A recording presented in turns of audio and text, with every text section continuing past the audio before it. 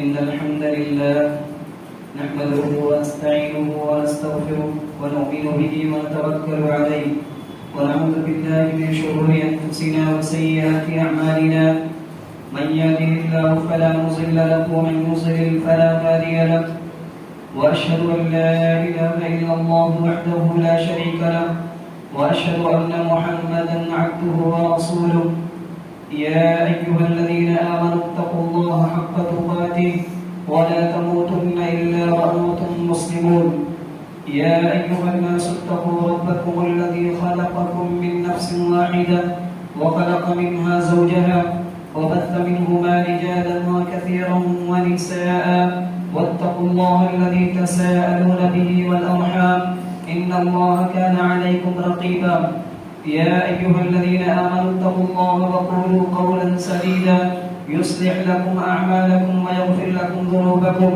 ومن يطع الله ورسوله فقد فاز فوزا عظيما أما بعد فإن أصدق الحديث كتاب الله وخير الهدي هدي محمد صلى الله عليه وسلم وشر الأمور محدثاتها وكل محدثة بدعة وكل بدعة ضلالة وكل ضلالة في النار أعوذ بالله السميع العليم من الشيطان الرجيم بسم الله الرحمن الرحيم قل هل ننبئكم بالأخسرين أعمالا الذين ضل سعيهم في الحياة الدنيا وهم يحسبون أنهم يحسنون صنعا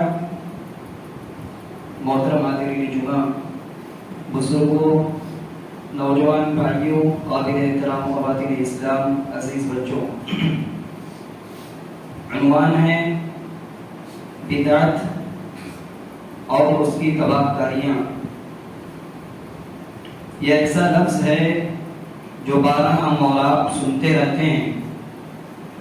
حالات کو سامنے رکھتے ہوئے، مسلمانوں کی طرز زندگی کو سامنے رکھتے ہوئے یہ بات بدعت کے حوالے سے بارہا دہرائی جاتی ہے۔ بدعت کیا ہے؟ بدعتی کا انجام کیا ہے؟ قرآن و سنت میں صاف صاف بتلا دیا گیا ہے۔ بدعت کیا ہے؟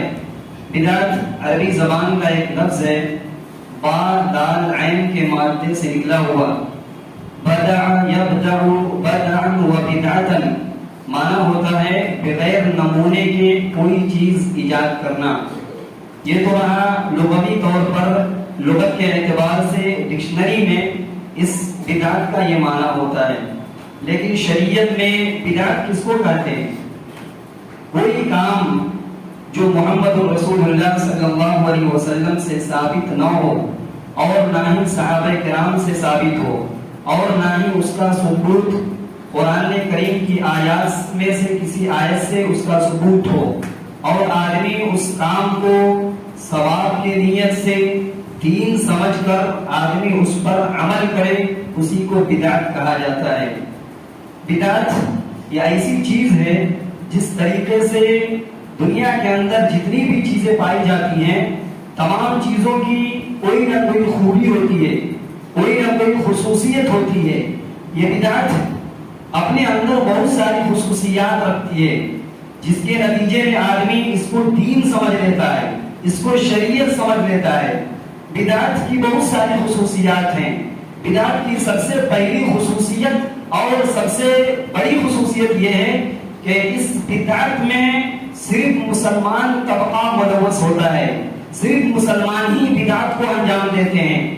شراب، زنا، فحاشی، عریانیت، بے حیائی، دوسرے گناہ میں دوسرے مذاہب کے لوگ آپ کو ضرور مل جائیں گے، ضرور پائے جاتے ہیں، لیکن بدعت ایک ایسی چیز ہے جس میں صرف اور صرف مسلمان طبقہ ملوث ہوتا ہے۔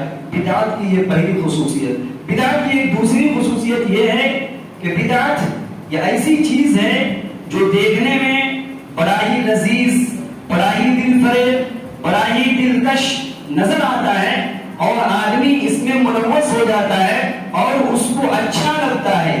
بدعت میں جتنے لوگ ملوث ہوتے ہیں، زناکاری کرنے والا آدمی اتنا زناکاری میں ملوث نہیں ہوتا، چوری کرنے والا آدمی اتنا چوری کرنے میں ملوث نہیں ہوتا۔ ایک آدمی چوری کرتا ہے تو امید کی جا سکتی ہے کہ وہ توبہ کر لے، پھر اسی اسی طریقے سے ایک زانی آدمی جب زنا کرتا ہے تو اس کے بارے میں یہ امید کی جا سکتی ہے کہ وہ زنا سے توبہ کر لیتا ہے، لیکن بدعت یہ اتنی دل فریب ہے کہ آدمی جب اس میں ملوث ہو جاتا ہے تو آدمی اس کو چھوڑنے کے لیے تیار نہیں ہوتا۔ نتیجہ یہ ہوتا ہے کہ آدمی بدعت اور بدعتی ماحول میں رہتے ہوئے اس کو عین دین سمجھ لیتا ہے اور رجوع کا جذبہ اس کے اندر سے نکل جاتا ہے۔ بدعت کی ایک تیسری خصوصیت یہ ہے کہ بدعت میں جو آدمی ملوث ہوتا ہے، ڈوب جاتا ہے، وہ اللہ تبارک و تعالیٰ کو اور محمد رسول اللہ صلی اللہ علیہ وسلم کو بھی خاطر میں نہیں لاتا۔ یعنی اتنی عقیدت اور اتنی محبت پیدا ہو جاتی ہے بدعت سے کہ آدمی قرآن کریم کی آیات کو سنتا ہے، قرآن کریم کی آیات اس کے سامنے بیان کی جاتی ہے، محمد رسول اللہ صلی اللہ علیہ وسلم کی احادیث اس کے سامنے بیان کی جاتی ہے، آدمی قرآن کریم کی آیات کا انکار کر دیتا ہے، محمد رسول اللہ صلی اللہ علیہ وسلم کی احادیث کا انکار کر دیتا ہے۔ بدعت کی ایک اور خطرناک خصوصیت یہ ہے کہ اس بدعت میں صرف عوام ہی ملوث نہیں ہوتی، بدعت میں صرف عوام ہی ملوث نہیں ہوتی، صرف پبلک ہی بدعت کو انجام نہیں دیتی ہے، بلکہ اس بدعت میں بڑے بڑے علماء جنہوں نے مدارس کے اندر، جامعات کے اندر، اسلامی بڑے بڑے اداروں کے اندر انہوں نے سند حاصل کی، اور صرف وہ بدعتی ہی نہیں کرتے ہیں بلکہ بدعت کو فروغ بھی دیتے ہیں اور بدعت کا داعی بھی بنے ہوئے، خود بھی بدعت کرتے ہیں اور بدعت کا پرچار بھی کرتے ہیں۔ اسلامی بھائیوں، یہ بدعت کی چند خصوصیات تھی، اور آپ تحقیق کر لیجئے اور مسلمانوں کا جو طبقہ ہے جو بدعات کے اندر ملوث ہے ان کا اندازہ کر لیجئے، یہ تمام چیزیں آپ کو بالکل صاف طور پر نظر آئیں گی۔ بدعت بہت خطرناک جرم ہے، بہت بڑا گناہ ہے، اور یہ اتنی خطرناک چیز ہے اور یہ اتنا اس کا معاملہ اتنا ڈینجر ہے کہ پیارے نبی صلی اللہ علیہ وسلم کا کوئی بھی ایسا خطبہ نہیں ہوتا تھا جس میں آپ صلی اللہ علیہ وسلم بدعت کے بارے میں اور بدعت کے حوالے سے آپ صلی اللہ علیہ وسلم نے اپنی امت کو آگاہ نہ کیا ہو۔ مشہور حدیث ہے عن جابر بن عبد الله رضی اللہ عنہ قال كان رسول الله صلی اللہ علیہ وسلم اذا خطب احمرت عيناه وعلى صوته واشتد غضبه حتى كأنه منذر جيش يقول صبحكم مساكم ويقول بعثت انا والساعة كهاتين ويقول بين اصبعيه السبابة والوسطى ويقول اما بعد فان خير الحديث كتاب الله وخير الهدي هدي محمد صلى الله عليه وسلم وشر الامور محدثاتها وكل بدعة ضلالة الى اخر الحديث۔ رواه مسلم شریف کی روایت ہے، حضرت جابر بن عبداللہ رضی اللہ تعالیٰ عنہ حدیث کے راوی ہیں، فرماتے ہیں کہ پیارے نبی صلی اللہ علیہ وسلم کا معاملہ بدعت کے حوالے سے یہ تھا یا آپ کے خطبے کا انداز یہ ہوتا تھا کان اذا خطب احمرت عیناہ، آپ جب بھی خطبہ دیتے تھے خطبے کا انداز یہ ہوتا تھا کہ کبھی کبھی آپ صلی اللہ علیہ وسلم کی آنکھیں سرخ ہو جاتی تھی، لال ہو جاتی تھی، وعلی صوتہ، اور آپ کی آواز بلند ہو جاتی، آپ کی خطبے کے اندر اتار اور چڑھاؤ تھا، کبھی غصے کا اظہار ہوتا تھا، واشتد غضبہ، آپ غصے کا اظہار بھی کرتے تھے خطبے کے اندر، اور غصہ ایسا آپ فرماتے ہیں، راوی کہتے ہیں حتی کأنہ منذر جیش یقول، ایسا محسوس ہوتا تھا کہ آپ صلی اللہ علیہ وسلم صحابہ کرام کو ڈرا رہے ہیں کسی لشکر کے بارے میں، کسی فوج کے بارے میں، ایسا فوج یا ایسا لشکر جو مسلمانوں کے اوپر حملہ آور ہونے والا ہے، حملہ کرنے والا ہے، آپ صلی اللہ علیہ وسلم ڈراتے اور کہتے صبحکم مساکم، ہو سکتا ہے کہ دشمن تمہارے اوپر صبح سویرے حملہ کر دے، ہو سکتا ہے عشاء کے شام میں دشمن تمہارے اوپر حملہ کر دے۔ پھر آگے آپ صلی اللہ علیہ وسلم قیامت کے حوالے سے گفتگو کرتے اور کہتے بعثت انا والساعة كهاتين، میں اور قیامت بالکل اسی طریقے سے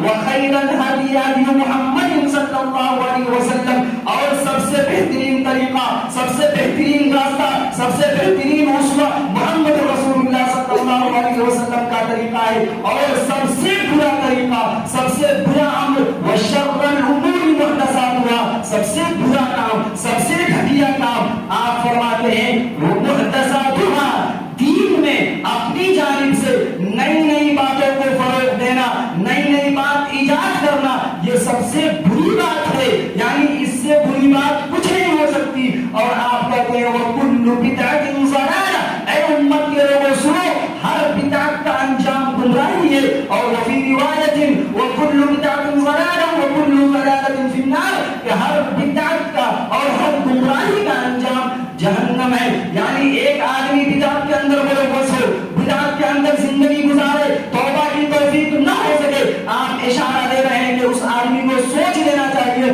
سمجھ لینا چاہیے کہ اس کا انجام جہنم ہے، وہ آدمی جہنم تک پہنچ سکتا ہے۔ آپ کا انداز تھا، آپ صلی اللہ علیہ وسلم ہر خطبے میں، چاہے وہ خطبہ خطبۃ النکاح ہو، چاہے وہ خطبہ جمعہ ہو، چاہے وہ عیدین کا خطبہ ہو، آپ صلی اللہ علیہ وسلم تمام خطبات میں اس بات کا تذکرہ کرتے ہیں کہ سب سے بہترین بات اللہ کی کتاب یعنی قرآن کریم کی بات ہے، اور سب سے بہترین طریقہ محمد رسول اللہ صلی اللہ علیہ وسلم کا طریقہ ہے۔ اور یہ ایک پہلی بات نہیں ہے، آپ صلی اللہ علیہ وسلم بارہا صحابہ کرام کو اس بدعت اور اس کے انجام اور اس کے خطرناکی سے آپ ابھارتے تھے اور آگاہ کرتے تھے کہ اے میرے صحابہ، تم بدعت کے قریب مت جانا۔ عباد ابن ساریہ کی مشہور روایت ہے، ابو داؤد، ترمذی اور ابن ماجہ اور مسند احمد کی صحیح روایت ہے۔ عباد ابن ساریہ کہتے ہیں صلی بنا رسول اللہ صلی اللہ علیہ وسلم ذات یوم، ایک رات یا ایک دن آپ صلی اللہ علیہ وسلم نے ہم تمام صحابہ کرام کو نماز پڑھائی۔ نماز پڑھانے کے بعد آپ کا معمول یہ ہے، آپ کا سنت یہ ہے، ثم اقبل علینا، امام کا ہونا یہ چاہیے کہ امام فرض نماز کے بعد سلام پھیرنے کے بعد مقتدی کی طرف اپنا چہرہ کرے۔ آپ کا معمول تھا ثم اقبل علینا، آپ اپنا چہرہ مبارک ہم تمام صحابہ کرام کی طرف کر دیے، اور اذکار کے بعد آپ صلی اللہ علیہ وسلم نے خطبہ دیا، فوعظنا موعظۃ بلیغہ، اور آپ صلی اللہ علیہ وسلم نہایت بلیغ انداز میں نہایت مؤثر خطبہ دیا۔ اور صحابی کہتے ہیں کہ آپ صلی اللہ علیہ وسلم نے ایسا خطبہ دیا، ایسی تقریر کی، کہتے ہیں کأن هذه موعظۃ مودع فماذا تعهد الینا، اے اللہ کے رسول صلی اللہ علیہ وسلم، آپ نے ایسی تقریر کر دی، آپ نے ایسا خطبہ دیا، ضربت منها العیون ووجلت منها القلوب، دل ڈر گئے، خطبہ سن کر دل ڈر گئے، ضربت منها العیون، آنکھوں سے آنسو جاری ہو گئے، صحابہ رو رہے ہیں، دل کانپ رہے ہیں۔ اور صحابہ میں سے کسی نے کہا اے اللہ کے رسول، آپ نے تو ایسی تقریر کی، ایسا خطبہ دیا، محسوس یہ ہو رہا ہے اور مجھے سمجھ میں یہ آ رہا ہے کہ ایک آدمی کسی آدمی کو چھوڑنے جاتا ہے، رخصت کرنے والے انسان کی طرح آپ ہمیں نصیحت، آپ ہمیں تقریر کی ہے، فماذا تعهد علینا، آپ اس خطبے سے کہنا کیا چاہتے ہیں، ہمیں کیا وصیت کرنا چاہتے ہیں، آپ وصیت کر دیجئے۔ چنانچہ پیارے نبی صلی اللہ علیہ وسلم نے صحابہ کرام کی اس بات کو سننے کے بعد آپ کہتے ہیں اوصیکم بتقوی اللہ، میں تمہیں وصیت کرتا ہوں کہ سنو، زندگی بھر کبھی بھی اللہ سے آزاد نہ ہو جانا، ہر وقت اللہ رب العالمین کا تقوی، اللہ کا ڈر اپنے دل و دماغ کے اندر باقی رکھنا۔ پھر آپ فرماتے ہیں والسمع والطاعہ، تمہارے درمیان جو امیر ہوگا، جو حاکم ہوگا، اس کی بات ماننا بھی اور اس کی بات سننا بھی۔ پھر آپ کہتے ہیں وعلیکم بسنتی وسنت الخلفاء الراشدین المہدیین، اور سنو تم خلفاء راشدین یعنی ہدایت یافتہ خلفاء راشدین کی سنت کی پیروی کرنا، یعنی ان کی بات پر عمل کرنا، چونکہ صحابہ کرام محمد رسول اللہ صلی اللہ علیہ وسلم کے طریقہ پر ہی عمل کیا کرتے تھے۔ پھر آپ صلی اللہ علیہ وسلم نے کہا وَعَضُّوا عَلَيْهَا بِالنَّوَاجِذِ، میری سنت کو اور میرے صحابہ کی سنت کو دانت سے مضبوطی سے پکڑ لینا، تھام لینا۔ پھر آگے آپ فرماتے ہیں لیکن ایک بات یاد رکھنا فَإِنَّهُ مَنْ يَعِشْ مِنْكُمْ بَعْدِي فَسَيَرَىٰ اخْتِلَافًا كَثِيرًا، میرے بعد تم میں سے جو آدمی زندہ رہے گا، جو سارے اختلافات کو دیکھے گا، بہت سارے اختلاف کو دیکھے گا۔ اختلاف کے وقت کیا کرنا چاہیے؟ آپ فرماتے ہیں کہ ان سنتوں کو مضبوطی سے پکڑے رکھنا اور سنت سے روگردانی نہ کرنا۔ وَإِيَّاكُمْ وَمُحْدَثَاتِ الْأُمُورِ وَإِيَّاكُمْ وَمُحْدَثَاتِ الْأُمُورِ، سنو، دین میں نئی نئی بات ایجاد کرنے سے بچنا، دین میں نیا کام نکالنے سے بچنا۔ کیوں؟ فَإِنَّ كُلَّ بِدْعَةٍ ضَلَالَةٍ، اس لیے کہ ہر بدعت گمراہی کا نتیجہ ہے۔ آدمی بدعتوں میں پڑتا ہے، گمراہی میں چلا جاتا ہے، گمراہی میں جاتا ہے، جہنم تک پہنچنے کا ذریعہ بن جاتا ہے۔ ان دونوں روایات سے پتہ چلا کہ پیارے نبی صلی اللہ علیہ وسلم خود بدعت کے بارے میں بہت حساس تھے اور صحابہ کرام کو اس بدعت اور بدعت کے بارے میں اس کے سنگین نتائج سے آپ صلی اللہ علیہ وسلم ڈراتے تھے۔ بدعت، اس کے نتائج کیا ہیں، اس کی خطرناکیاں کیا ہیں؟ بارہا ہم اور آپ بدعت کے حوالے سے بہت ساری باتیں سنتے ہیں اور طرح طرح کے بدعات پائے جاتے ہیں۔ ہر مہینے میں کوئی نہ کوئی بدعت جنم دے دیتی ہے اور ان بدعات پر عمل کیا جاتا ہے، چاہے ربیع الاول کا مہینہ ہو، چاہے سفر کا مہینہ ہو، پھر اسی طریقے سے رجب کا مہینہ ہو، چاہے شعبان کا مہینہ ہو۔ جس مہینے سے ہم اور آپ گزر رہے ہیں، محرم میں تعزیہ داری ہے، ماتم ہے، ربیع الاول میں نبی کریم صلی اللہ علیہ وسلم کی محبت کا سہارا لے کر جشن اور جلوس کا معاملہ ہے۔ پھر اسی طریقے سے رجب میں طرح طرح کے خرافات، بدعات، رجب کے کنڈے، یہ سب ہم اور آپ جانتے ہیں۔ لیکن شعبان میں خصوصی روزے، پھر اسی طریقے سے حلوے مانڈے، بہت ساری چیزیں ہم اور آپ کرتے ہیں اور جانتے ہیں۔ بہت سارے لوگ شب بیداری کرتے ہیں، ایک ہی رات میں بہت سارے لوگ قرآن کریم کی تلاوت کر جاتے ہیں، حالانکہ شریعت میں منع ہے ایک دن میں قرآن ختم کرنا، یہ جائز نہیں ہے۔ ام المومنین حضرت عائشہ رضی اللہ تعالیٰ عنہا فرماتی ہیں وَلَا أَعْلَمُ نَبِيَّ اللَّهِ صلی اللہ علیہ وسلم قرأ القرآن كُلَّهُ فِي لَيْلَةٍ، مجھے نہیں معلوم ہے، میں نہیں جانتی کہ پیارے نبی صلی اللہ علیہ وسلم نے ایک رات میں پورا قرآن ختم کیا ہو۔ شبینے کے نام پر، شب بیداری کے نام پر لوگ قرآن کریم کی تلاوت کرتے ہیں۔ قرآن پڑھنا، قرآن کی تلاوت کرنا شریعت میں پسندیدہ عمل ہے، عبادت ہے، ثواب کا کام ہے، لیکن وہ ثواب عذاب نہ بن جائے، وہ ثواب مصیبت نہ بن جائے، وہ ثواب محمد رسول اللہ صلی اللہ علیہ وسلم کے خلاف کر کے ہمارے لیے جہنم کا ذریعہ نہ بن جائے۔ شریعت میں منع ہے۔ قرآن کی تلاوت بہت پسندیدہ عمل ہے۔ اللہ کے نبی فرماتے ہیں کہ جو آدمی قرآن کریم کا ایک حرف پڑھتا ہے اس کو 10 نیکی ملتی ہے۔ ایک حرف، ایک ورڈ پڑھنے کا نیکی، پڑھنے کا ثواب یہ ہے کہ اس آدمی کو 10 نیکی ملتی ہے۔ تو قرآن کی تلاوت اچھا کام ہے، اچھا عمل ہے، لیکن طریقہ بھی محمد رسول اللہ صلی اللہ علیہ وسلم کا ہونا چاہیے۔ بدعات کے بہت سارے نتائج ہیں۔ بدعت کا ایک خطرناک نتیجہ تو یہ ہے کہ انسانی زندگی میں جو انسان اور مسلمان کی جو خاص پونجی ہے، جو خاص سرمایہ ہے، نیکی، وہ برباد ہو جاتی ہے، وہ برباد ہو جاتی ہے، وہ ختم ہو جاتی ہے، اس کا ثواب اور اجر نہیں ملے گا۔ پیارے نبی صلی اللہ رب العالمین نے سورہ کہف کے اندر کہا قُلْ هَلْ نُنَبِّئُكُمْ بِالْأَخْسَرِينَ أَعْمَالًا الَّذِينَ ضَلَّ سَعْيُهُمْ فِي الْحَيَاةِ الدُّنْيَا وَهُمْ يَحْسَبُونَ أَنَّهُمْ يُحْسِنُونَ صُنْعًا۔ اے نبی آپ کہیے، اے میرے صحابہ، اے میری امت کے لوگوں، کیا میں تمہیں نہ بتلا دوں کہ کل قیامت کے دن اعمال کے اعتبار سے، نیکیوں کے اعتبار سے سب سے زیادہ نقصان اٹھانے والے کون لوگ ہوں گے؟ نیکیاں ہیں، اچھے کام ہیں، لیکن اللہ تبارک و تعالیٰ فرماتا ہے سب سے زیادہ نقصان اٹھانے والے کون لوگ؟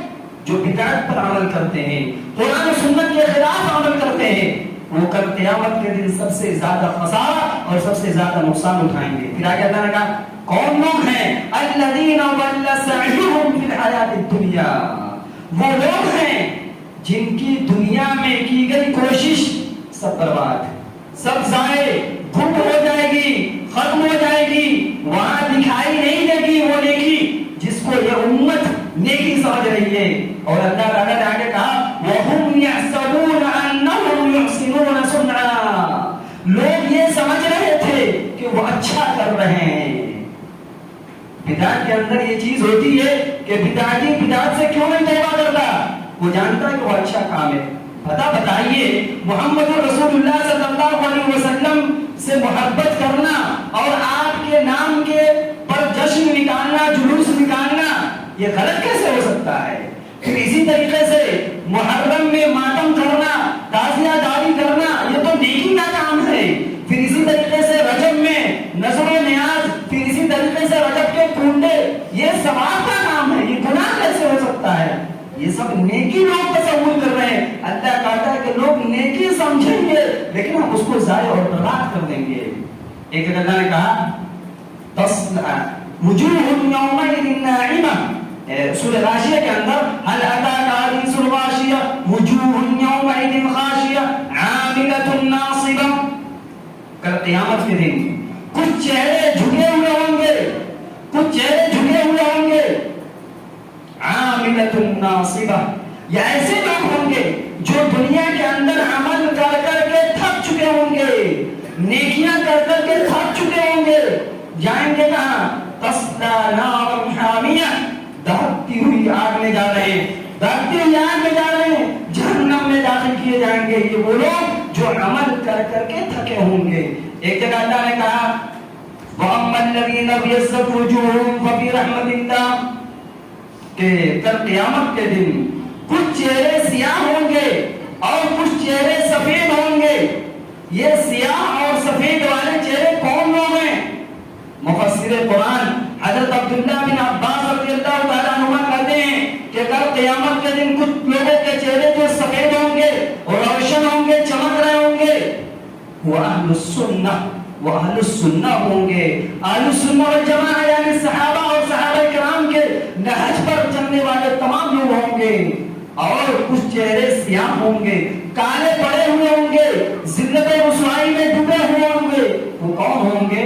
وہ اہل البدع یا ہم اہل البدع، وہ بدعتی لوگ ہوں گے جو قرآن سنت کے نام پر، دین کے نام پر، شریعت کے نام پر جو دین نہیں ہے اس کو دین سمجھ کر عمل کرنے والے ہوں گے. تو بدعت کا خطرناک نتیجہ یہ ہے کہ بدعتی کا عمل ضائع اور برباد ہو جائے گا.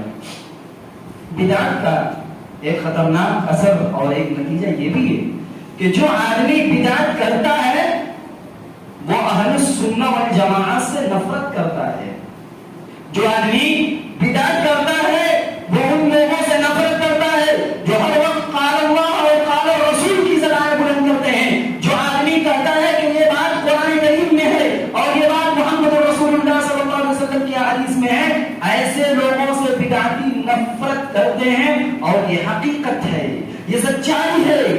سلف میں سے ایک سلف ہیں، کہتے ہیں احمد بن سنان القطان لیس فی الدنیا مبتدع، لیس فی الدنیا مبتدع وهو یبغض اہل الحدیث.